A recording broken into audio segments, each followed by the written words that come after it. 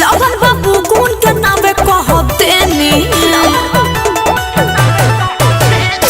सटी पेनी में छेनी लगन बाबू गुण के नामे कहब देनी 18 जैसन फेर की बारी हो 18 जैसन फेर की बारी हो पवन सिंह नाही नाही खेसारी हो अवधेश प्रेमी बजे बाजी मोतिहारी हो पवन सिंह नाही नाही खेसारी हो अवधेश प्रेमी बजे बाजी मोतिहारी हो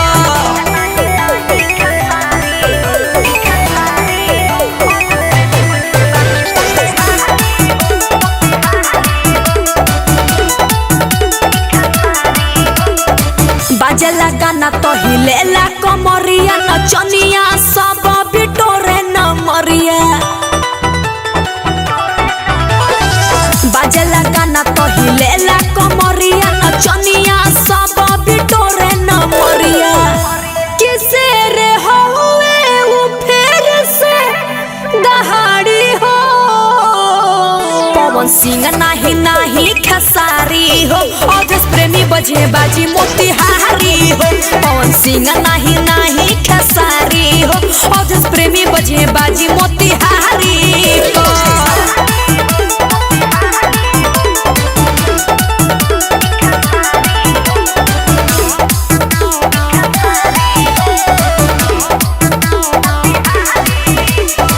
दोसर बेयासा लोग के होई बुरा हाल हो खुशी सिंह कहे हो खी बवाल हो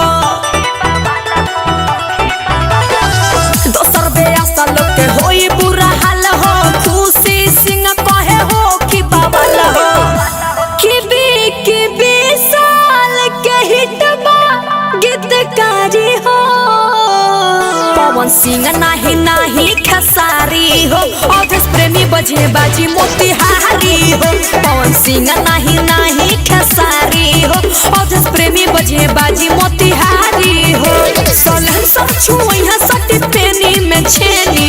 लगन बाबू गुण के नामे कह देनी 18 जैसन फेर की बारी हो 18 जैसन फेर की बारी हो पवन सिंह नाही नाही खेसारी हो अवधेश प्रेमी बजे बाजी मोतिहारी हो पवन सिंह नाही नाही खेसारी हो अवधेश प्रेमी बजे बाजी मोतिहारी